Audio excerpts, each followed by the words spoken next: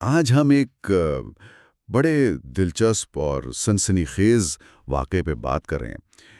1980 کی دہائی کا ایک مبینہ خفیہ منصوبہ۔ اس کا ذکر کچھ تحریروں میں ملتا ہے، خاص طور پر کہوٹا پلانٹ کا دفاع کے عنوان سے۔ تو کہانی یہ ہے کہ کس طرح پاکستان کی جوہری تنصیبات پر ایک ممکنہ حملہ اور اسے ناکام بنانے کی کوشش کی گئی۔ آئیے ذرا ان ذرائع کی تفصیلات دیکھتے ہیں۔ تو قصہ کچھ یوں ہے کہ سن 1980 تھا۔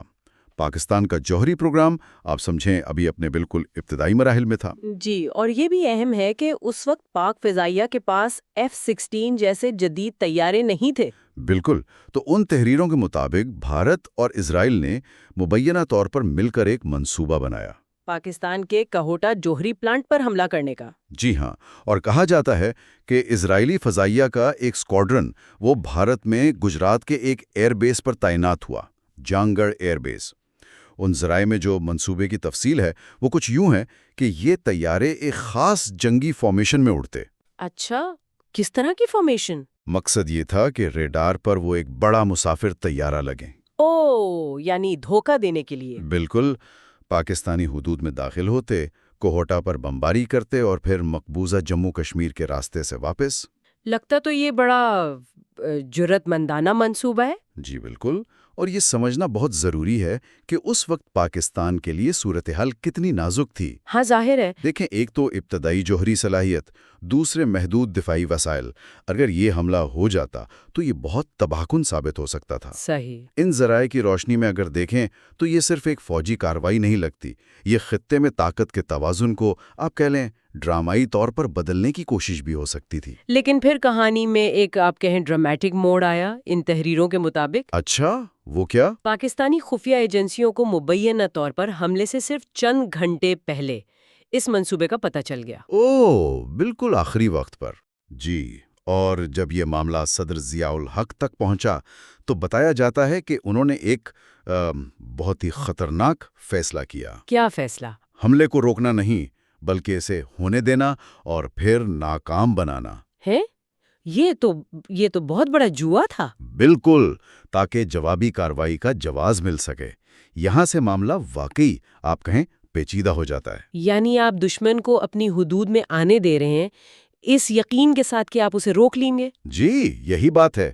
اور اس فیصلے کے بعد جو معلومات ہیں ان کے مطابق پاکستان نے فوراً ایک جوابی منصوبہ بنایا۔ پاکستانی فضائیہ کے 3 گروپ تشکیل دیے گئے۔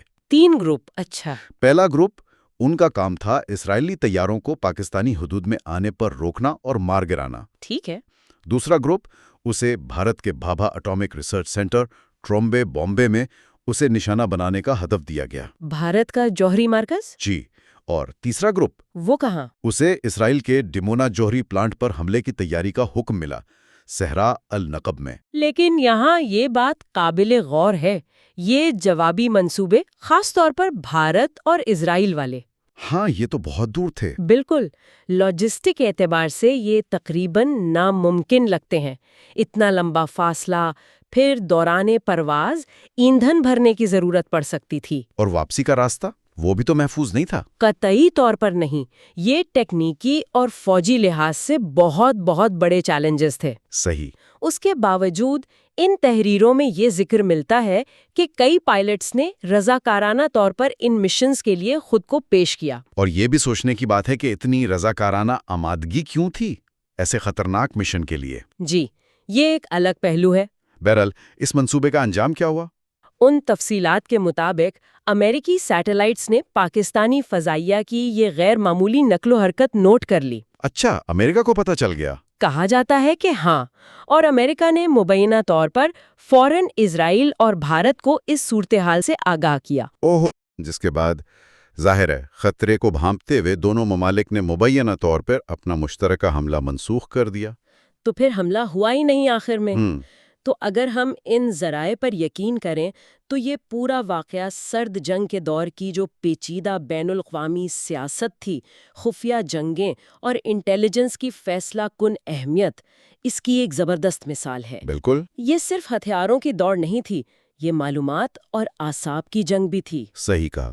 بروقت انٹیلیجنس اور پھر اس پر لیے گئے فیصلے چاہے وہ کتنے ہی خطرناک کیوں نہ ہو۔ جی ہاں، وہ تاریخ کا رخ بدل سکتے ہیں۔ تو خلاصہ یہ ہے کہ ان ذرائع میں بیان کردہ کہانی ایک ایسے سنسنی خیز منصوبے کی ہے جسے پاکستان کے ایک انتہائی پرخطر جوابی منصوبے اور پھر مبینہ امریکی مداخلت نے ناکام بنا دیا۔ اور یہ تفصیلات، جیسا آپ نے شروع میں بتایا، ایڈرین لیوی اور شفاق حسین جیسے مصنفین کی تحریروں سے لی گئی ہیں۔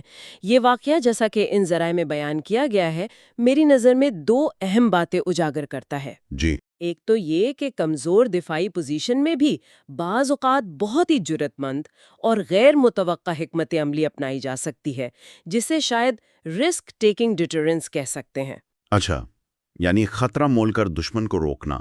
جی، اور دوسرا یہ کہ علاقائی تنازعات میں بھی جو عالمی طاقتیں ہیں، ان کی انٹیلیجنس اور ان کے اقدامات، چاہے غیر ارادی ہی کیوں نہ ہوں، وہ کیسے فیصلہ کن ثابت ہو سکتے ہیں۔ اور آخر میں ایک سوال ذہن میں آتا ہے جو سوچنے پر مجبور کرتا ہے جی فرمائیے۔ کہ ان ذرائع میں بیان کردہ اس طرح کے واقعات نے، چاہے وہ بالکل اسی طرح ہوئے ہوں یا کچھ مختلف انداز میں، خطے کے ممالک کے درمیان مستقبل کے فوجی اور جوہری توازن کے بارے میں سوچ کو کیسے متاثر کیا ہوگا۔ یہ ایک اہم سوال ہے۔ اور آج کے دور میں جب معلومات کی رفتار اتنی تیز ہے، کیا انٹیلیجنس اور بروقت فیصلوں کی اہمیت پہلے سے بھی زیادہ بڑھ گئی ہے؟